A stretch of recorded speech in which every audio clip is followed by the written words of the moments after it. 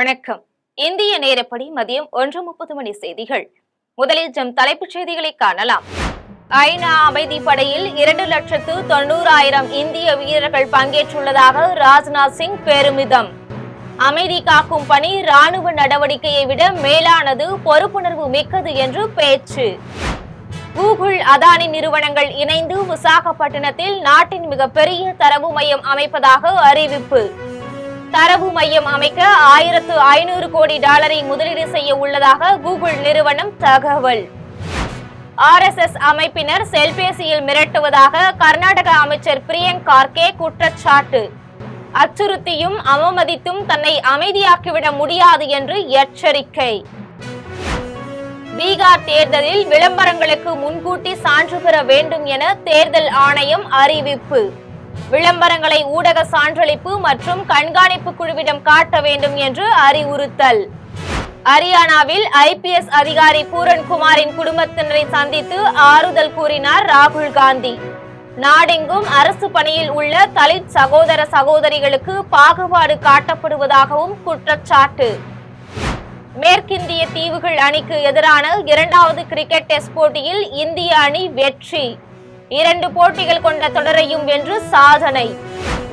பல ஆண்டுகளாக சிறைப்பட்டிருந்த இஸ்ரேலிய பாலஸ்தீனிய பிணை கைதிகள் விடுதலை. மத்திய கிழக்கின் வரலாற்று சிறப்புமிக்க நாள் என்று டொனால்ட் ட்ரம்ப் அறிவிப்பு. இனி விரிவான செய்திகளை காணலாம். கடந்த 10 ஆண்டுகளில் 50க்கும் மேற்பட்ட ஐநா அமைதி காக்கும் திட்டங்களில் இந்தியாவில் இருந்து 2,90,000 படைவீரர்கள் பங்கேற்றுள்ளதாக பாதுகாப்புத்துறை அமைச்சர் ராஜ்நாத் சிங் தெரிவித்துள்ளார். ஐநா அமைதி காக்கும் படைக்கு வீரர்களை அனுப்பும் நாடுகளின் மாநாடு டெல்லியில் நடைபெற்றது. இதில் இந்திய பாதுகாப்புத்துறை அமைச்சர் ராஜ்நாத் சிங் பங்கேற்று பேசினார். அப்போது கடந்த 10 ஆண்டுகளில் 50க்கும் மேற்பட்ட அமைதி காக்கும் திட்டங்களில் இந்தியாவில் இருந்து 2,90,000 படைவீரர்கள் பங்கேற்றுள்ளதாக தெரிவித்தார். காங்கோ, கொரியா, தெற்கு சூடான், லெபனான் உள்ளிட்ட நாடுகளில் சமூகத்தை மறுகட்டமைக்கவும் அச்சுறுத்தல்களுக்கு உள்ளான பொதுமக்களை பாதுகாக்கவும் இந்திய படை வீரர்கள், காவல்துறையினர், மருத்துவ பணியாளர்கள் பன்னாட்டு சமூகத்தினருடன் தோளோடு தோள் நின்று பணியாற்றியதாக குறிப்பிட்டார். அமைதி காக்கும் பணி என்பது ஒரு ராணுவ நடவடிக்கையை விட மேலானது என்றும் பொறுப்புணர்வு மிக்கது என்றும் தெரிவித்தார். தகராறு, வன்முறை ஆகியவற்றுக்கு மேல் மனிதநேயத்தை நிலைநிறுத்த வேண்டியதை அது நினைவூட்டுவதாகவும் குறிப்பிட்டார். போராலும் பஞ்சத்தாலும் பேரழிவை சந்தித்த மக்கள் ஐநா அமைதி காக்கும் படையின் நீல தலைக்கவசத்தை கண்டதும் இந்த உலகத்தால் நாம் கைவிடப்படவில்லை என்று உணர்வதாகவும் தெரிவித்தார். அண்மை காலங்களில் சில நாடுகள் வெளிப்படையாக பன்னாட்டு விதிகளை மீறுவதாகவும், குழி தோண்டி புதைக்க முயல்வதாகவும், அடுத்த நாட்டின் மீது ஆதிக்கம் செலுத்த தங்கள் சொந்த விதியை உருவாக்க விரும்புவதாகவும் தெரிவித்தார். தியாகம் இல்லாமல் நமது பங்களிப்பு இருக்க முடியாது என்றும், ஐநா அமைதி காக்கும் பணியின் போது 180க்கும் மேற்பட்ட இந்திய வீரர்கள் உயிரிழந்ததாகவும் தெரிவித்தார். கூகுளும் அதானியும் இணைந்து ஆந்திர மாநிலம் விசாகப்பட்டினத்தில் இந்தியாவிலேயே மிகப்பெரிய தரவு மைய வளாகத்தை கட்டமைக்க உள்ளனர். இதற்காக $1,500 கோடி முதலீடு செய்ய உள்ளதாக கூகுள் அறிவித்துள்ளது. பாரத் AI சக்தி என்னும் பெயரில் டெல்லியில் கூகுள் நடத்திய மாநாட்டில் மத்திய அமைச்சர்கள் அஸ்வினி வைஷ்ணவ், நிர்மலா சீதாராமன், ஆந்திர முதலமைச்சர் சந்திரபாபு நாயுடு, ஆந்திர தகவல் தொழில்நுட்பத்துறை அமைச்சர் நர லோகேஷ், கூகுள் கிளவுட் தலைமை செயல் அலுவலர் தாமஸ் குரியன் ஆகியோர் கலந்து கொண்டனர். அப்போது பேசிய கூகுள் கிளவுட் தலைமை செயல் அலுவலர் தாமஸ் குரியன், செயற்கை நுண்ணறிவு புத்தாக்கத்துக்கான உலகளாவிய மையமாக விசாகப்பட்டினம் உருவெடுக்கும் என்று தெரிவித்தார். கூகுள் நிறுவனம் அதானி குழுமத்துடன் இணைந்து விசாகப்பட்டினத்தில் இந்தியாவின் மிகப்பெரிய தரவு மையத்தை கட்டமைக்க உள்ளதாக குறிப்பிட்டார். இந்த திட்டத்தில் $1,500 கோடி கூகுள் முதலீடு செய்ய உள்ளதாக தாமஸ் குரியன் தெரிவித்தார். கர்நாடக அமைச்சர் பிரியங்க் கார்கே கடந்த 2 நாட்களாக தனக்கு செல்பேசியில் இடைவிடாமல் அச்சுறுத்தும் அழைப்புகள் வந்து கொண்டே இருப்பதாக தெரிவித்துள்ளார். கர்நாடக அமைச்சரும் காங்கிரஸ் தலைவர் மல்லிகார்ஜுனன் கார்கேவின் மகனுமான பிரியங்க் கார்கே எக்ஸ் தள பக்கத்தில் விடுத்துள்ள பதிவில் கடந்த 2 நாட்களாக தனது செல்பேசியில் இடைவிடாமல் மணி ஒலிப்பதாக குறிப்பிட்டுள்ளார். அவற்றை எடுத்தால் அச்சுறுத்தும் அழைப்புகளாக இருப்பதாகவும், தன்னையும் தன் குடும்பத்தையும் பற்றி அருவருக்கத்தக்க வகையில் பேசுவதாகவும் தெரிவித்துள்ளார். பள்ளி, கல்லூரிகள், பொது நிறுவனங்களில் RSS இயக்கத்தின் செயல்பாடுகளை தான் தடுப்பதால் அதை கண்டித்து அச்சுறுத்தும் அழைப்புகள் வருவதாக தெரிவித்துள்ளார். மகாத்மா காந்தியையும் அம்பேத்கரையும் விமர்சித்தவர்கள் தன்னை விமர்சிக்காமல் விட்டுவிடுவார்களா என்றும் அவர் வினவியுள்ளார். அச்சுறுத்தியும் கிண்டல் பேசியும் தன்னை அமைதியாக்கி விடலாம் என்று அவர்கள் தவறாக நினைப்பதாக குறிப்பிட்டுள்ளார். இது ஒரு தொடக்கம்தான் என்றும் புத்தர், பசவண்ணர், அம்பேத்கர் ஆகியோரின் கொள்கைகள் அடிப்படையில் சமுதாயத்தை கட்டமைக்க வேண்டிய நேரம் இது என்றும் பிரியங்க் கார்கே குறிப்பிட்டுள்ளார். பீகார் சட்டமன்ற தேர்தலை முன்னிட்டு அரசியல் கட்சிகள் தங்கள் விளம்பரங்களை முன்கூட்டி காட்டி சான்று பெற வேண்டும் என்று தேர்தல் ஆணையம் அறிவித்துள்ளது. பீகாரில் நவம்பர் 6, 11 ஆகிய நாட்களில் 2 கட்டமாக சட்டமன்ற தேர்தல் நடைபெற உள்ளது. இதேபோல் 6 மாநிலங்களில் 8 சட்டமன்ற தொகுதிகளுக்கும் இடைத்தேர்தலும் நடைபெற உள்ளது. இந்த தேர்தலில் பதிவாகும் வாக்குகள் நவம்பர் 14ஆம் நாள் எண்ணி முடிவுகள் அறிவிக்கப்பட உள்ளன. இந்நிலையில் தேர்தலையொட்டி சமூக ஊடகங்கள், மின்னணு ஊடகங்கள் ஆகியவற்றில் வெளியிடும் விளம்பரங்களை முன்கூட்டியே ஊடக சான்றளிப்பு மற்றும் கண்காணிப்பு குழுவிடம் காட்டி சான்று பெற வேண்டும் என்று தேர்தல் ஆணையம் அறிவித்துள்ளது. விளம்பரம் வெளியிடும் நாளுக்கு முன்னரே இதற்கான விண்ணப்பங்களை அளிக்க வேண்டும் என்றும் தேர்தல் ஆணையம் தெரிவித்துள்ளது. ஹரியானாவில் தற்கொலை செய்து கொண்ட IPS அதிகாரி பூரன் குமாரின் குடும்பத்தினரை மக்களவை எதிர்க்கட்சி தலைவர் ராகுல் காந்தி சந்தித்து ஆறுதல் தெரிவித்துள்ளார். ஹரியானா மாநில காவல்துறையில் பணியாற்றி வந்த இந்திய காவல் பணி அதிகாரி பூரன் குமார் உயர் அதிகாரிகளின் நெருக்குதல் காரணமாக தற்கொலை செய்து கொண்டார். இந்நிலையில் மக்களவை எதிர்க்கட்சி தலைவர் ராகுல் காந்தி சண்டிகருக்கு சென்று பூரன்குமார் குடும்பத்தினரை சந்தித்து அவர்களுக்கு ஆறுதல் தெரிவித்தார். அதன்பின் செய்தியாளர்களிடம் பேசிய ராகுல் காந்தி, பூரன்குமார் தற்கொலை குறித்து சுதந்திரமான மற்றும் நேர்மையான விசாரணை நடத்தப்படும் என்று ஹரியானா முதலமைச்சர் நயாப் சிங் சைனி உறுதியளித்ததாக குறிப்பிட்டார். 3 நாட்கள் ஆகியும் அதற்கான நடவடிக்கை தொடங்கவில்லை என்றும் தந்தையை இழந்த மகள்கள் இருவரும் மிகுந்த மன அழுத்தத்தில் உள்ளதாகவும் ராகுல் தெரிவித்தார். பூரன்குமாருடன் பணியாற்றிய பிற அதிகாரிகள் அவரிடம் தொடர்ந்து பாகுபாடு காட்டியதும் அவரை அவமதித்ததுமே அவர் தற்கொலைக்கு காரணம் என சுட்டிக்காட்டினார். நாடெங்கும் தலித் சகோதர சகோதரிகளுக்கு இவ்வாறான தீங்கு இழைக்கப்படுவதாகவும் ராகுல் காந்தி குற்றம் சாட்டினார். இந்தியா வெஸ்ட் இண்டீஸ் அணிகள் இடையிலான 2வது டெஸ்ட் கிரிக்கெட் போட்டியில் இந்திய அணி வெற்றி பெற்று தொடரை கைப்பற்றியுள்ளது. டெல்லியில் இந்தியா வெஸ்ட் இண்டீஸ் அணிகள் இடையிலான 2வது டெஸ்ட் கிரிக்கெட் போட்டி நடைபெற்றது. இதில் முதல் இன்னிங்ஸில் பேட்டிங் செய்த இந்திய அணி 5 விக்கெட் இழப்புக்கு 518 ரன்கள் குவித்து டிக்ளேர் செய்தது. பின்னர் தனது முதல் இன்னிங்ஸை ஆடிய வெஸ்ட் இண்டீஸ் அணி 248 ரன்னில் அனைத்து விக்கெட்டுகளையும் இழந்ததால் ஃபாலோ ஆன் செய்த நிலையில் 2வது இன்னிங்ஸில் அனைத்து விக்கெட்டுகளையும் இழந்து 390 ரன்கள் சேர்த்தது. அதிகபட்சமாக வெஸ்ட் இண்டீஸ் அணி தரப்பில் ஜான் கேம்பல் 115 ரன்களும், ஷாய் ஹோப் 109 ரன்களும் சேர்த்தனர். இந்திய அணியின் குல்தீப் யாதவ் மற்றும் பும்ரா ஆகியோர் தலா 3 விக்கெட்டுகளை வீழ்த்தினர். இதன் மூலம் 2ஆம் இன்னிங்ஸில் 121 ரன்கள் எடுத்தால் வெற்றி என்ற இலக்குடன் இந்திய அணி களமிறங்கியது. 3 விக்கெட் இழப்புக்கு 124 ரன்கள் சேர்த்து இந்திய அணி வெற்றி பெற்றது. 2 போட்டிகள் கொண்ட டெஸ்ட் தொடரையும் கைப்பற்றியது. இந்திய அணி தரப்பில் அதிகபட்சமாக KL ராகுல் 58 ரன்களும், சாய் சுதர்ஷன் 39 ரன்களும் சேர்த்து வெற்றிக்கு வழிவகை செய்தனர். ஆலந்தூரில் பொதுமக்களுக்கு தீபாவளி பரிசாக அமைச்சர் வீட்டுமனை பட்டா வழங்கினார். சென்னை ஆலந்தூர் BOC நகரில் வசிக்கும் 190 குடும்பங்களுக்கு பட்டா இல்லாத நிலையில் பல ஆண்டுகளாக பட்டா வழங்க வேண்டும் என தமிழக அரசுக்கு பொதுமக்களுக்கு கோரிக்கை விடுத்தனர். இந்நிலையில் தீபாவளி பரிசாக அமைச்சர் அன்பரசன் முதல் 44 வீடுகளுக்கு நேரில் சென்று பட்டா வழங்கினார். பின்னர் மீதமுள்ள வீடுகளுக்கு கூடிய விரைவில் பட்டா வழங்கப்படும் என உறுதியளித்தார். ஆலங்குடி அரசு பள்ளியில் நடைபெற்ற கலையரங்கம் திறப்பு விழாவில் அமைச்சர் மெய்யநாதன் பங்கேற்று தொடங்கி வைத்தார். புதுக்கோட்டை மாவட்டம் ஆலங்குடி அருகே மாஞ்சான் விடுதியில் உள்ள அரசு மேல்நிலைப் பள்ளியில் புதிய கலையரங்கம் திறப்பு விழா நடைபெற்றது. இதில் அமைச்சர் மெய்யநாதன் பங்கேற்று குத்துவிளக்கேற்றி விழாவை தொடங்கி வைத்தார். இதையடுத்து அவர் உரையாற்றிய போது பள்ளியில் ஒரு மரத்தை கூட வெட்டாமல் இந்த கலையரங்கத்தை அமைத்ததற்கு நன்றி தெரிவித்தார். பின்னர் தனி மனித ஒழுக்கம்தான் நம்மை அடுத்த கட்டத்திற்கு எடுத்துச் செல்லும் என்று மாணவர்களுக்கு எடுத்துரைத்தார். இதையடுத்து அவர் மாணவ மாணவிகளின் கலை நிகழ்ச்சிகளை பார்வையிட்டார். பின்னர் பார்வையாளர்களாக இருந்த 2 மாணவிகள் பக்தி பாடலுக்கு அருள் வந்து சாமி ஆடிய நிகழ்வு அனைவரையும் ஆச்சரியமடைய செய்தது. இந்த விழாவில் அரசு அதிகாரிகள், மாணவ மாணவிகள், ஆசிரியர்கள், பெற்றோர்கள், பொதுமக்கள் ஆகியோர் கலந்து கொண்டனர். கரூர் துயர சம்பவ வழக்கு CBIக்கு மாற்றப்பட்டதை தொடர்ந்து தமிழ்நாட்டில் அதிகாரிகளின் நேர்மையை சந்தேகிக்கக்கூடிய வகையில் உள்ளது என மார்க்சிஸ்ட் கம்யூனிஸ்ட் கட்சி மாநில செயலாளர் சண்முகம் தெரிவித்துள்ளார். புதுக்கோட்டை மாவட்டம் மார்க்சிஸ்ட் கம்யூனிஸ்ட் மாவட்ட கட்சி அலுவலகத்தில் மார்க்சிஸ்ட் கம்யூனிஸ்ட் கட்சி மாநில செயலாளர் சண்முகம் செய்தியாளர்களை சந்தித்தார். அப்போது பேசிய அவர், அதிமுக முன்னாள் அமைச்சர் சி.வி. சண்முகம் பெண்களை இழிவுபடுத்தும் வகையில் பேசியதற்கு கண்டனம் தெரிவித்தார். திருப்பரங்குன்றம் சிக்கந்தர் மலையில் ஆடு கோழி பலி கொடுப்பது வழக்கமான நடைமுறையாக உள்ள நிலையில் இந்த பிரச்சனையில் தமிழ்நாடு அரசு மேல்முறையீடு செய்ய வேண்டும் என கேட்டுக்கொண்டார். தொடர்ந்து பேசிய சண்முகம், கரூர் துயர சம்பவ வழக்கை சிபிஐக்கு மாற்றப்பட்ட தீர்ப்பை இடைக்கால தீர்ப்பாகத்தான் பார்க்க வேண்டும் என்றும், உச்சநீதிமன்றத்தின் தீர்ப்பு தமிழ்நாட்டில் அதிகாரிகளின் நேர்மையை சந்தேகிக்கக்கூடிய வகையில் உள்ளது என கூறினார். கரூர் துயர சம்பவத்தை வைத்து தாவேக தலைவர் விஜயை தங்கள் அணிக்கு கொண்டு வர பாஜக முயற்சிக்கிறது என தெரிவித்தார். சிந்தனையிலிருந்து பெண்களை ஒரு போகப் பொருளாக, அதை ஒரு பொருள் என்கிற முறையில் அவர் கருதக்கூடிய அந்த ஆணாதிக்க சிந்தனையுடைய வெளிப்பாடுதான் இத்தகைய முறையில் அவர் இந்த கருத்துக்களை தெரிவித்திருப்பது.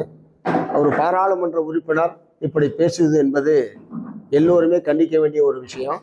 இந்த பிரச்சனையில் அனைத்து இந்திய அண்ணா திராவிட முன்னேற்ற கழகத்தினுடைய பொதுச் செயலாளர் திரு எடப்பாடி பழனிசாமி அவர்கள் திரு சி.வி. சண்முகம் அவர்கள் மீது உரிய நடவடிக்கை எடுக்க வேண்டும் என்று மார்க்சிஸ்ட் கம்யூனிஸ்ட் கட்சியின் சார்பில் நான் வற்புறுத்தி கேட்டுக்க விரும்புகிறேன். இது போன்ற பொது வாழ்க்கையில் இருக்கக்கூடிய முக்கியமான நபர்கள், அறிமுகமான நபர்கள் பெண்களை இழிவுபடுத்தக்கூடிய வகையில் பேசுவது என்பது எந்த விதத்திலுமே ஏற்க முடியாது. இது போன்ற பேச்சுக்களை தவிர்க்க வேண்டும் என்று நான் பொதுவாக வேண்டுகோள் என்பதை விடுக்க விரும்புகிறேன். புதுச்சேரியில் உள்ள வணிக வளாகத்தில் ஜவுளி நிறுவனத்தின் புதிய கிளையை முதலமைச்சர் ரங்கசாமி திறந்து வைத்தார். புதுச்சேரி கடலூர் சாலையில் உள்ள புரோவிடன்ஸ் வணிக வளாகத்தில் 25 ஆண்டுகால பாரம்பரிய ஜவுளி நிறுவனத்தின் 2ஆம் கிளை திறப்பு விழா விமரிசையாக நடைபெற்றது. இதில் சிறப்பு விருந்தினராக முதலமைச்சர் ரங்கசாமி மற்றும் சட்டமன்ற உறுப்பினர் அணி பால் கென்னடி ஆகியோர் நிறுவனத்தை திறந்து வைத்து குத்துவிளக்கை ஏற்றி முதல் விற்பனையை தொடங்கி வைத்தனர். பின்னர் செய்தியாளர்களிடம் பேசிய மேலாண் இயக்குனர் சாரத் நரசிம்மன், 25 ஆண்டுகால பாரம்பரியமான இந்த நிறுவனத்தை இந்தியா முழுவதும் பல்வேறு மாநிலங்களில் நடத்தி வருவதாக தெரிவித்தார்.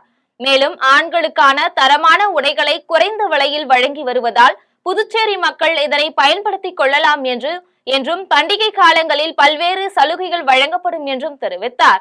இந்நிகழ்ச்சியில் உயர் அதிகாரி சைன் ஷெரீப் உள்ளிட்ட பலர் கலந்து கொண்டனர். இந்தியன் டெரியன் ஷோரூம் இன்னைக்கு இனாகிரேட் பண்ணியிருக்கோம் ப்ராவிடன்ஸ் மால் பாண்டிச்சேரியில. நம்மளோட honourable CM Rangasamy sir inaugurate பண்ண இந்த ஸ்டோருக்கு எங்களுக்கு we are very proud that அவர் அவரோட பிஸி ஸ்கெட்யூல்லேருந்து டைம் எடுத்து எங்கள் கடையை இனாகிரேட் பண்ணாரு. இது எங்களுக்கு ரொம்ப பெருமை. இந்த ஸ்டோர் ஒரு புது டிசைன் கான்செப்ட் நாங்கள் பண்ணியிருக்கோம். இந்த ஸ்டோரில், இந்த ப்ராவிடன்ஸ் மாலில் இருக்கிற ஸ்டோர் பாண்டிச்சேரியில் எங்களோட ஃபர்ஸ்ட் ஸ்டோர். 8 வருஷம் முன்னாடி திறந்த ஸ்டோரு. இன்னைக்கு எங்களுக்கு பாண்டிச்சேரியிலேயே 2 ஸ்டோர் இருக்கு. மிஷன் ஸ்ட்ரீட்ல 2வது ஸ்டோர் இருக்கு.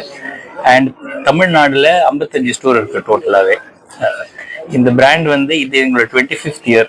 ஆல் இண்டியால 225 ஸ்டோர், 225 ஸ்டோர்ஸ் வச்சிருக்கோம் ஆல் இண்டியால. அதுல தமிழ்நாடுலயே 55 இருக்கு கம்ப்ளீட்டா. கரூரில் 41 பேர் உயிரிழந்த சம்பவத்தில் சிபிஐ விசாரணையை வரவேற்பதாகவும், அரசியலில் நாகரிகமற்ற முறையில் அன்புமணி பேசுவதாகவும் பாமக கௌரவ தலைவர் ஜி.கே. மணி தெரிவித்துள்ளார். விழுப்புரம் மாவட்டம் திண்டிவனம் அருகே உள்ள தைலாபுரம் இல்லத்தில் தர்மபுரி மாவட்டத்திலிருந்து 300க்கும் மேற்பட்டவர்களை பாமக இளைஞரணி சங்க தலைவர் தமிழ்குமரன் தலைமையில் பாமகவில் மாவட்ட நிர்வாகி பொறுப்புகளை பெற்றுக் கொண்டனர்.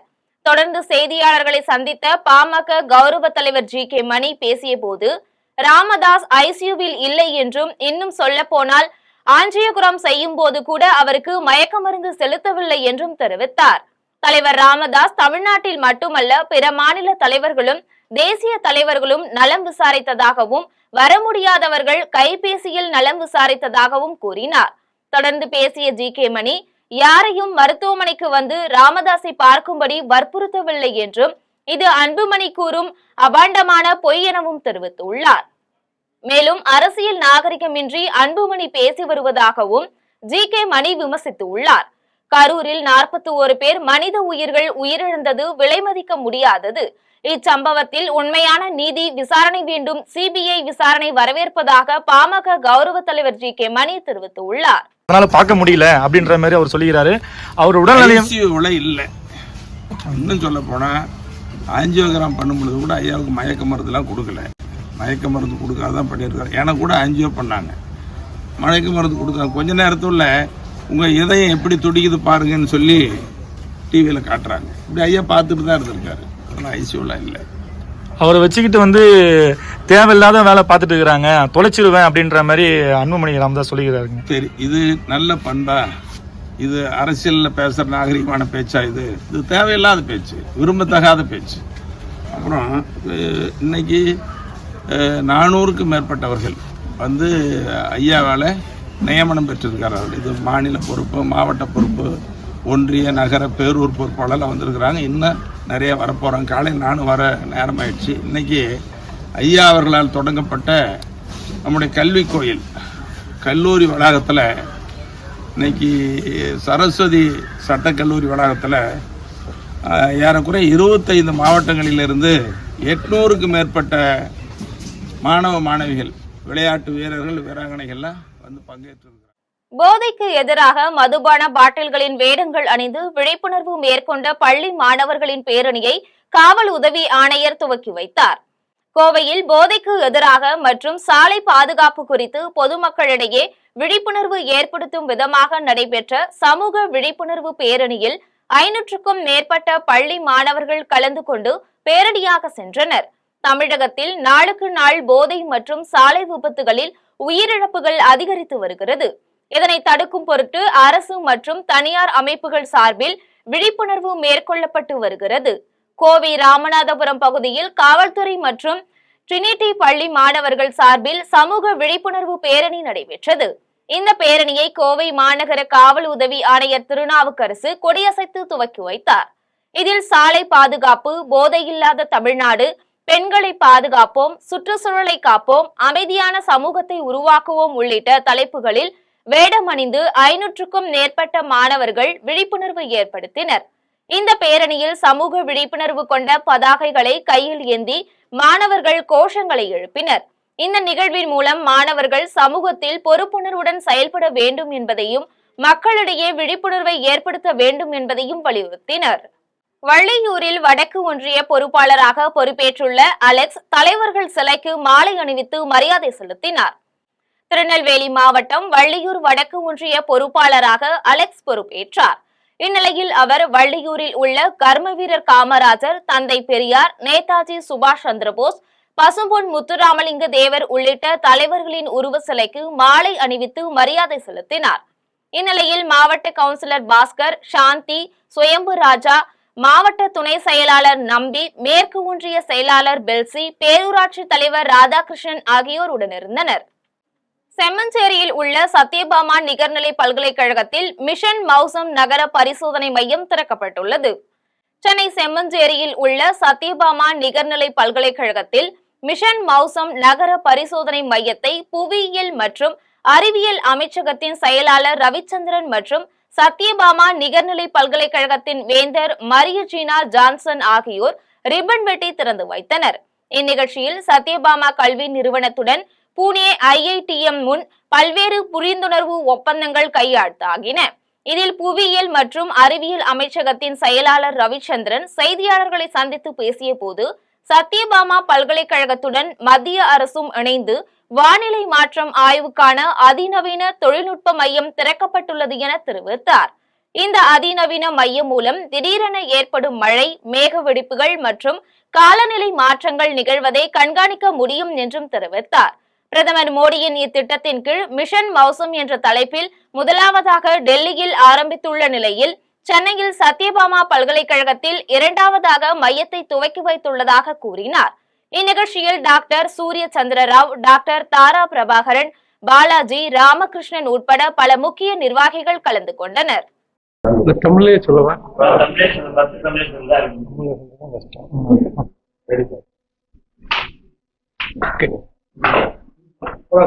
இன்னைக்கு வந்து மினிஸ்ட்ரி ஆஃப் எர்த் சயின்சஸோட ஒன் ஆஃப் தி இன்ஸ்டியூட் வந்து இந்தியன் ட்ராபிக்கல் மெட்டீரியாலஜி, அப்புறம் சத்யபாமா இன்ஸ்டியூட் ஆஃப் டெக்னாலஜி ரெண்டு பேரும் சேர்ந்து இங்கே வந்து one of the state of the art atmospheric observations அதை வந்து இன்ஸ்ட்ருமெண்ட் டவரில் வந்து இன்ஸ்டால் பண்ணியிருக்கோம்.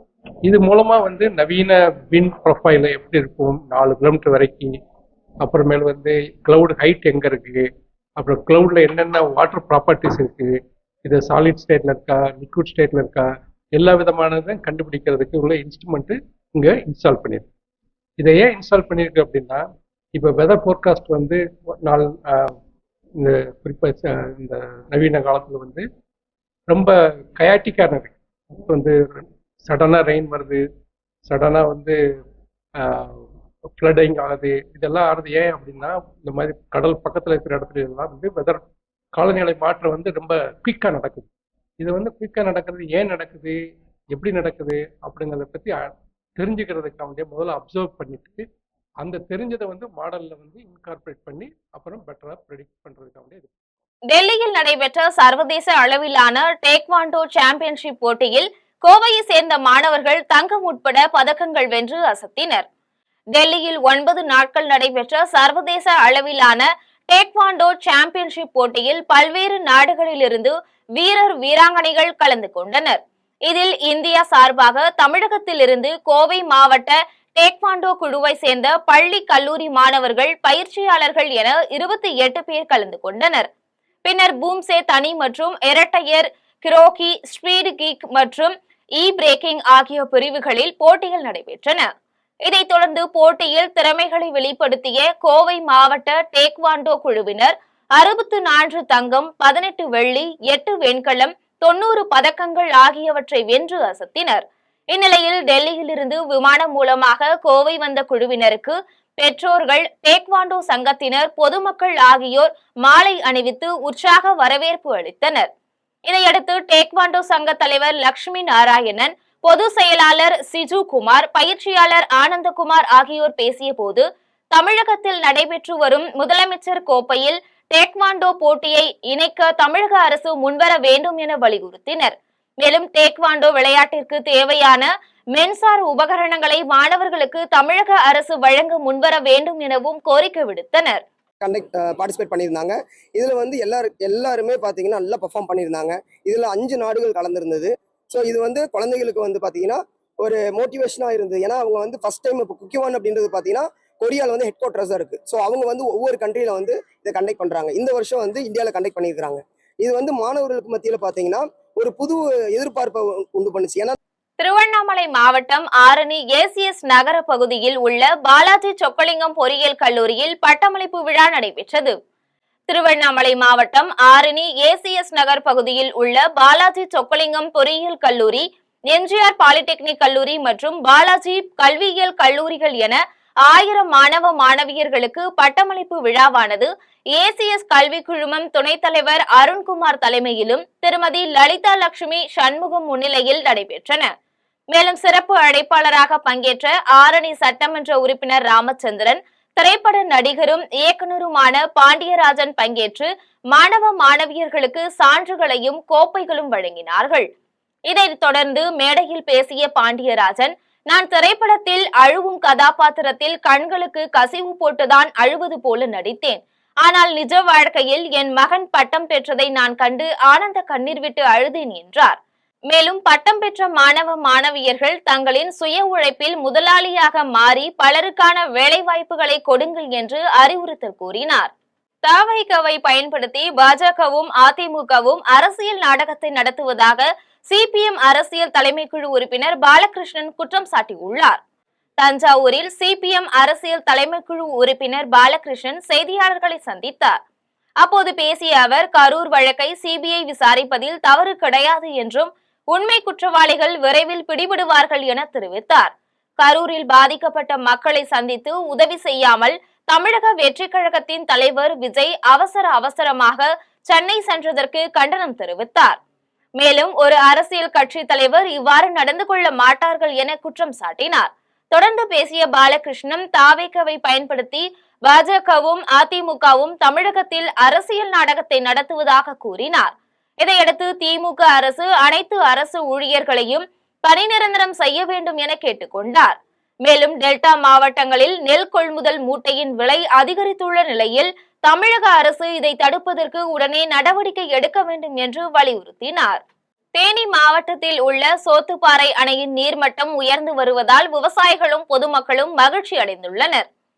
தேனி மாவட்டம் பெரியகுளம் பகுதியில் உள்ள விவசாயிகளுக்கு சோத்துப்பாறை அணையே வாழ்வாதாரமாக உள்ளது. ஆனால் அணைக்கு நீர்வரத்து முற்றிலும் குறைந்து அணையின் நீர்மட்டம் 67 அடியாக குறைந்திருந்த நிலையில் தொடர்ந்து பெய்த கனமழையால் அணையின் நீர்மட்டம் 86.42 அடியாக உயர்ந்துள்ளது. சோத்துப்பாறை அணையின் முழு கொள்ளளவான 126.28 அடியில் தற்பொழுது 86.42 அடி நீர்மட்டம் உள்ளதால் அணைக்கு நீர்வரத்து 112 அடியாக உயர்ந்துள்ளது. அணையிலிருந்து குடிநீருக்காக 3 கன அடி நீர் வெளியேற்றப்பட்டு வருவதாலும் சோத்துப்பாறை அணையின் நீர்மட்டம் உயர்ந்து வருவதாலும் பாசன விவசாயிகளும் பொதுமக்களும் மகிழ்ச்சி அடைந்துள்ளனர். சேலம் மாவட்டம் கெங்கவல்லியில் உள்ள அரசு பள்ளி சமையலறையில் மர்ம நபர்கள் ரசாயனம் கலந்த பவுடர் மாவு வீசியதால் பள்ளியில் பரபரப்பு ஏற்பட்டது. சேலம் மாவட்டம் கெங்கவல்லி அடுத்த தெடாவூரில் அரசு தொடக்கப்பள்ளி அமைந்துள்ளது. வழக்கம் போல் காலையில் பள்ளியை திறந்த தலைமை ஆசிரியர் செல்வி பள்ளியின் அனைத்து பகுதிகளையும் ஆய்வு செய்தார். அப்போது பள்ளியின் சமையல் கூடங்களில் ரசாயனம் கலந்த வெள்ளை பவுடர் மாவு ஜன்னல் வழியாக வீசப்பட்டிருப்பது தெரியவந்தது. பள்ளியில் சத்துணவுக்காக வைக்கப்பட்ட சமையல் பொருட்கள் அனைத்தும் மற்றொரு அறையில் இருந்ததால் பெரும் விபத்து தவிர்க்கப்பட்டுள்ளது. இதுகுறித்து தலைமை ஆசிரியர் செல்வி மாவட்ட கல்வி அலுவலர் மற்றும் கெங்கவல்லி காவல்துறைக்கு அளித்த புகாரின் அடிப்படையில் சம்பவ இடத்திற்கு விரைந்து வந்த காவல்துறையினர் விசாரணை மேற்கொண்டு வருகின்றனர். இந்த சம்பவம் அப்பகுதியில் பெரும் பரபரப்பை ஏற்படுத்தியுள்ளது. திண்டுக்கல் மாவட்டம் கொடைக்கானல் நகரின் மையப்பகுதியில் பயன்பாட்டில் இல்லாத டாய்லெட்டில் மின்கசிவு ஏற்பட்டதால் தீ கொழுந்துவிட்டு எரிந்துள்ளது. திண்டுக்கல் மாவட்டம் கொடைக்கானல் நகரின் மையப்பகுதியில் அமைந்துள்ள அண்ணா சாலை பகுதியில் வணிக வளாகம், பேருந்து நிலையம், தனியார் வங்கிகள், அரசு மருத்துவமனை, உணவு விடுதிகள் மற்றும் தங்கும் விடுதிகள் செயல்பட்டு வருகின்றன. சாலையோரத்தில் வார சந்தையும் நடைபெறுவதால் கொடைக்கானலில் உள்ள பல்வேறு பகுதிகளில் இருந்து ஏராளமான மக்கள் ஒரே இடத்தில் குவிந்துள்ளனர். இந்நிலையில் அண்ணா சாலை பகுதியில் நீண்ட நாட்களாக பயன்பாடு இல்லாமல் பூட்டி வைக்கப்பட்ட டாய்லெட்டுகள் இங்கு பராமரிப்பு இல்லாமல் உள்ளது. மேலும் நண்பகல் வேளையில் இங்குள்ள டாய்லெட்டில் திடீரென்று மின்கசிவு ஏற்பட்டு தீ கொழுந்துவிட்டு எரிந்தது. இதன் காரணமாக இந்த பகுதி முழுவதும் கரும் புகையாக காட்சியளித்தது. இதனைத் தொடர்ந்து அங்கிருந்த மக்கள் பதற்றத்துடன் அலறியடித்து ஓட்டம் பிடித்தனர். தீப்பிடித்த இடத்துக்கு அருகே உள்ள தனியார் உணவு விடுதி பணியாளர்கள் அங்கிருந்து தண்ணீரை எடுத்து தீயை அணைத்தனர். தகவல் அறிந்து வந்த தீயணைப்பு வீரர்கள் தண்ணீரை பாய்ச்சி தீயை அணைத்து முழுவதும் கட்டுப்பாட்டில் கொண்டு வந்தனர். இந்த தீ சம்பவம் இப்பகுதியில் பெரும் பரபரப்பை ஏற்படுத்தியுள்ளது. விழுப்புரம் மாவட்டம் அருகே உள்ள முண்டியம்பாக்கத்தில் செயல்பட்டு வரும் அரசு மருத்துவமனையின் பிரசவ வார்டு பொது கழிப்பறையில் இறந்த நிலையில் தொப்புள் கொடியுடன் குழந்தை சடலம் கண்டெடுக்கப்பட்ட சம்பவம் பெரும் பரபரப்பை ஏற்படுத்தியுள்ளது. விழுப்புரம் மாவட்டம் முண்டியம்பாக்கம் பகுதியில் செயல்பட்டு வரும் அரசு மருத்துவக் கல்லூரி மருத்துவமனையில் பிரசவத்திற்காக நாள்தோறும் கர்ப்பிணி பெண்கள் வருகை புரிந்து செல்கின்றனர். இந்நிலையில் பிரசவ வார்டு அருகே உள்ள பொது கழிப்பறைக்கு சென்றபோது கழிப்பறையில் பிறந்து 1 மணி நேரமே ஆன ஆண் குழந்தை ஒன்று தொப்புள் கொடியுடன் சடலமாக கிடைத்துள்ளது. இதனை கண்டு அதிர்ச்சி அடைந்தவர்கள் அருகிலுள்ள பொது மருத்துவமனை காவல் நிலையத்தில் தகவல் தெரிவித்தனர். அந்த தகவலின் பேரில் போலீசார் அடையாளம் தெரியாத இறந்த நிலையில் இருந்த குழந்தையின் சடலத்தை கைப்பற்றி விசாரணை மேற்கொண்டு வருகின்றனர். மேலும் கழிப்பறையில் பிரசவ வலி ஏற்பட்டு பிறந்த குழந்தையை தொப்புள் கொடியுடன் கொடூரமாக வீசி சென்றுள்ளனர். பிறக்கும் போதே இறந்து பிறந்ததா இல்லை உயிருடன் பிறந்த குழந்தையை கொன்றுவிட்டு வீசி சென்றார்களா என போலீசார் விசாரணை செய்து வருகின்றனர்.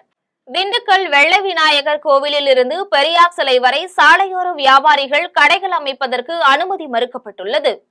திண்டுக்கல் வெள்ளை விநாயகர் கோவில் முதல் பெரியார் சிலை வரை ஏராளமான கடைகள் உள்ளன. தீபாவளி சமயங்களில் அந்த பகுதியில் பொதுமக்களுக்கும் போக்குவரத்துக்கும் வணிக நிறுவனங்களுக்கும் இடையூறாக சென்டர் மீடியனை ஒட்டி கடைகள் அமைக்கும் நோக்குடன் கயிறு கட்டியும் கட்டில்கள் கட்டி வைக்கப்பட்டிருந்ததையும் காவல்துறையினர் அகற்றினர். மேலும் சாலையோர வியாபாரிகள் தீபாவளியை முன்னிட்டு சென்டர் மீடியனை ஒட்டி கடைகள் அமைப்பதற்கு காவல்துறை அனுமதி மறுக்கப்படுகிறது என்று தெரிவித்துள்ளனர். கரியசோலையில் பயணிகளுடன் சென்ற அரசு பேருந்தை கடும் ஆக்ரோஷத்துடன் தாக்க முயன்ற காட்டு யானையிடமிருந்து ஓட்டுநர் சாமர்த்தியமாக இயக்கி சென்ற வீடியோ காட்சிகள் தற்போது வெளியாகி பெரும் பரபரப்பை ஏற்படுத்தியுள்ளது. நீலகிரி மாவட்டம் கூடலூரிலிருந்து தேவளா வழியாக பயணிகளுடன் கரியமலையை நோக்கி அரசு பேருந்து சென்று கொண்டிருந்த போது அவ்வழியாக உலா வந்த காட்டு யானை தனது குட்டியை பாதுகாக்க பேருந்தை கடும் ஆக்ரோஷத்துடன் தாக்க முயன்றது. இந்நிலையில் ஓட்டுநர் ஹாரன் மூலம் சத்தம் எழுப்பி காட்டு யானையிடமிருந்து பேருந்தை சாமர்த்தியமாக இயக்கினார். இதைத் தொடர்ந்து யானை குட்டியுடன் சாலையை கடந்து சென்றது. பின்னர் ஓட்டுநர் பேருந்தை அப்பகுதியில் இருந்து இயக்கி சென்றார். இந்த பரபரப்பான காட்சிகளை பேருந்தில் இருந்த பயணிகள் மிகுந்த அச்சத்துடன் வீடியோ பதிவு செய்து வெளியிட்ட நிலையில் பெரும் பரபரப்பு ஏற்படுத்தியுள்ளது. காவேரி ஆற்றில் குளிக்க சென்ற இளைஞர் நீரில் மூழ்கிய நிலையில் தீயணைப்பு துறையினர் தேடும் பணியில் ஈடுபட்டனர். கும்பகோணம் மாவட்டம் மேலக்காவேரி யானையடி தெருவை சேர்ந்த ராஜேந்திரன் வீட்டின் அருகே உள்ள காவிரி ஆற்றில் நண்பர்களுடன் குளிக்க சென்றார். இந்நிலையில் அவர் ஆற்று நீரின் அளவு அதிகமாக இருப்பதால் எதிர்பாராத விதமாக ஆழமான பகுதிக்கு சென்றதால் ஆற்று நீரில் மூழ்கி மாயமானார். இதனை தகவல் அறிந்த தீயணைப்பு துறையினரும் காவல்துறையினரும் ஆற்று நீரில் அடித்து செல்லப்பட்ட இளைஞரை தேடி வருகின்றனர். இந்த சம்பவம் குறித்து கும்பகோணம் கிழக்கு காவல் நிலைய காவல்துறையினர் வழக்கு பதிவு செய்து விசாரணை மேற்கொண்டு வருகின்றனர். கரம்பக்குடி அருகே கதண்டுகள் விரட்டி கடித்ததில் 6 பள்ளி மாணவர்கள் உட்பட 15 பேர் காயமடைந்தனர். புதுக்கோட்டை மாவட்டம் கரம்பக்குடி அருகே சென்ற செந்தமிழ், பிரசன்னா, மணிமுத்து, முத்துவீரன், அக்ஷயாஸ்ரீ, பிரியதர்ஷினி என 6 பள்ளி மாணவர்கள் உட்பட 15 பேரை கதண்டுகள் விரட்டி கடித்தது. இந்நிலையில் காயமடைந்த அனைவரையும் அருகே இருந்தவர்கள் மீட்டு அரசு மருத்துவமனையில் சிகிச்சைக்காக அனுமதித்தனர். பின்னர் சிகிச்சை பெற்று வந்த நிலையில் 2 பேரை மேல் சிகிச்சைக்காக புதுக்கோட்டை அரசு மருத்துவக் கல்லூரி மருத்துவமனைக்கு கொண்டு சென்றனர். இந்த சம்பவம் குறித்து தீயணைப்பு துறையினர் நடவடிக்கை எடுக்க வேண்டும் என பொதுமக்கள் கோரிக்கை விடுத்தனர். காரைக்காலில் கஞ்சா விற்பனையில் ஈடுபட்ட 3 இளைஞர்களை காவல்துறையினர் கைது செய்து சிறையில் அடைத்தனர். காரைக்கால் மாவட்டம் கோட்டுச்சேரியில் உள்ள காவல் நிலைய காவல்துறையினர் ரோந்து பணியில் ஈடுபட்டிருந்த போது தனியார் மதுபான கடை அருகில் 3 இளைஞர்கள் கஞ்சா விற்பனையில் ஈடுபடுவதாக தகவல் கிடைத்தது. இதையடுத்து காவல்துறையினர் உடனடியாக சென்று 3 இளைஞர்களை கைது செய்து விசாரணை செய்தபோது காரைக்காலை சேர்ந்த ரஜினி சக்தி, பாலசுப்ரமணியன், வினோத்குமார் ஆகியோர் கஞ்சா விற்பனையில் ஈடுபட்டு வருவதாக தெரியவந்தது. தொடர்ந்து அவர்களிடமிருந்து 1 லட்சம் ரூபாய் மதிப்பிலான 1 கிலோ கஞ்சாவை பறிமுதல் செய்து நீதிமன்றத்தில் ஆஜர்படுத்தி சிறையில் அடைத்தனர். தஞ்சாவூரில் நேரடி நெல் கொள்முதல் நிலையத்தில் தேங்கியுள்ள நெல்மணிகளை உடனடியாக கொள்முதல் செய்ய வலியுறுத்தி விவசாயிகள் ஆர்ப்பாட்டத்தில் ஈடுபட்டனர். தஞ்சாவூர் மாவட்டம் விழுதியூரில் அமைந்துள்ள நேரடி நெல் கொள்முதல் நிலையத்தில் விவசாயிகள் ஆர்ப்பாட்டத்தில் ஈடுபட்டனர். இதில் 16 நாட்களாக தேங்கியுள்ள நெல்மணிகளை தமிழக அரசு உடனடியாக கொள்முதல் செய்ய வலியுறுத்தியும், நேரடி மேல் கொள்முதல் நிலையத்திற்கு சாக்கு பற்றாக்குறை இருப்பதால் உடனடியாக போதுமான அளவில் சாக்குகள் வழங்க வேண்டும் என்றும், அடிக்கடி மழை பெய்து வருவதால் நெல்மணிகள் நனையாமல் இருப்பதற்கு நிரந்தரமாக ஷெட் அமைத்து விவசாயிகளுக்கு தார்பாய்கள் வழங்க வலியுறுத்தியும் விவசாயிகள் நேரடி நெல் கொள்முதல் நிலையம் முன்பு ஆர்ப்பாட்டத்தில் ஈடுபட்டனர். இந்த ஆர்ப்பாட்டத்தில் தமிழ்நாடு விவசாயிகள் சங்கத்தினர் மற்றும் விவசாய பிரதிநிதிகள் பலர் கலந்து கொண்டனர். கொடைக்கானலில் ஆம்புலன்ஸ் வாகனத்திற்கு வழிவிடாமல் அலட்சியத்துடன் சென்ற வாகனத்தின் வீடியோ காட்சி வெளியாகி பெரும் பரபரப்பை ஏற்படுத்தியுள்ளது. திண்டுக்கல் மாவட்டம் கொடைக்கானலில் தனியார் மருத்துவமனையில் 69 வயதுள்ள மூதாட்டியை ஏற்றிக்கொண்டு ஆம்புலன்ஸ் வாகனத்தில் பழனி சாலை வழியாக ஒட்டன்சத்திரம் மருத்துவமனைக்கு கொண்டு சென்றனர். அப்போது 10 கிலோமீட்டர் தூரம் வரை ஆம்புலன்ஸ் வாகனத்திற்கு வழிவிடாமல் அலட்சியத்துடன் மலை சாலையில் நீண்ட தூரமாக சென்ற வீடியோ தற்போது சமூக வலைதளங்களில் வெளியாகி பெரும் பரபரப்பு ஏற்படுத்தியுள்ளது.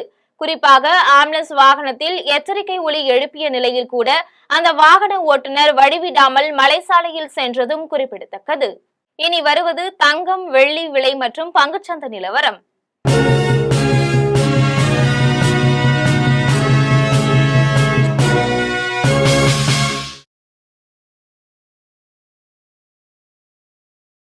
சென்னையில் ஆபரண தங்கத்தின் விலை இன்று 1 சவரன் 94,600 ரூபாய்க்கு விற்பனை செய்யப்படுகிறது. சென்னையில் இன்று ஆபரண தங்கத்தின் விலை கிராமுக்கு 245 ரூபாய் அதிகரித்து 11,825 ரூபாய்க்கு விற்பனை செய்யப்படுகிறது. மேலும் 1 சவரன் 1,960 ரூபாய் அதிகரித்து 94,600 ரூபாய்க்கு விற்பனை செய்யப்படுகிறது. 24 கேரட் தூய தங்கம் 1 சவரன் 1,03,200 ரூபாய்க்கு விற்பனை செய்யப்படுகிறது. மேலும் 1 கிராம் வெள்ளி 206 ரூபாய்க்கும் 1 கிலோ வெள்ளி 2,06,000 ரூபாய்க்கும் விற்பனை செய்யப்படுகிறது. மும்பை பங்குச்சந்தை இன்று சரிவுடன் காணப்படுகிறது. மும்பை பங்குச்சந்தை குறியீட்டு எண் சென்செக்ஸ் 291 புள்ளிகள் குறைந்து 82,036 புள்ளிகளில் வணிகமாகிறது. தேசிய பங்குச்சந்தை குறியீட்டு எண் நிப்டி 83 புள்ளிகள் குறைந்து 25,144 புள்ளிகள் வணிகமாகிறது. மீண்டும் ஜெம் தலைப்புச் செய்திகள். ஐநா அமைதி படையில் 2,90,000 இந்திய வீரர்கள் பங்கேற்றுள்ளதாக ராஜ்நாத் சிங் பெருமிதம். அமைதி காக்கும் பணி ராணுவ நடவடிக்கையை விட மேலானது, பொறுப்புணர்வு மிக்கது என்று பேச்சு. கூகுள், அதானி நிறுவனங்கள் இணைந்து விசாகப்பட்டினத்தில் நாட்டின் மிகப்பெரிய தரவு மையம் அமைப்பதாக அறிவிப்பு. தரவு மையம் அமைக்க $1,500 கோடி முதலீடு செய்ய உள்ளதாக கூகுள் நிறுவனம் தகவல். RSS அமைப்பினர் செல்பேசியில் மிரட்டுவதாக கர்நாடக அமைச்சர் பிரியங்க் கார்கே குற்றச்சாட்டு. அச்சுறுத்தியும் அவமதித்தும் தன்னை அமைதியாக்கிவிட முடியாது என்று எச்சரிக்கை. பீகார் தேர்தலில் விளம்பரங்களுக்கு முன்கூட்டி சான்று பெற வேண்டும் என தேர்தல் ஆணையம் அறிவிப்பு. விளம்பரங்களை ஊடக சான்றளிப்பு மற்றும் கண்காணிப்பு குழுவிடம் காட்ட வேண்டும் என்று அறிவுறுத்தல். ஹரியானாவில் IPS அதிகாரி பூரன் குமாரின் குடும்பத்தினரை சந்தித்து ஆறுதல் கூறினார் ராகுல் காந்தி. நாடெங்கும் அரசு பணியில் உள்ள தலித் சகோதர சகோதரிகளுக்கு பாகுபாடு காட்டப்படுவதாகவும் குற்றச்சாட்டு. மேற்கிந்திய தீவுகள் அணிக்கு எதிரான 2வது கிரிக்கெட் டெஸ்ட் போட்டியில் இந்திய அணி வெற்றி. 2 போட்டிகள் கொண்ட தொடரையும் வென்று சாதனை. பல ஆண்டுகளாக சிறைப்பட்டிருந்த இஸ்ரேலிய பாலஸ்தீனிய பிணை கைதிகள் விடுதலை. மத்திய கிழக்கின் வரலாற்று சிறப்புமிக்க நாள் என்று டொனால்ட் ட்ரம்ப் அறிவிப்பு. இத்துடன் ஜெம் செய்திகள் நிறைவடைகின்றன. மீண்டும் ஜெம் செய்திகள் மாலை 6 மணிக்கு. உடனுக்குடன் செய்திகளை காண GemLive.tv என்ற இணையதளத்தில் இணைந்திருங்கள். நன்றி, வணக்கம்.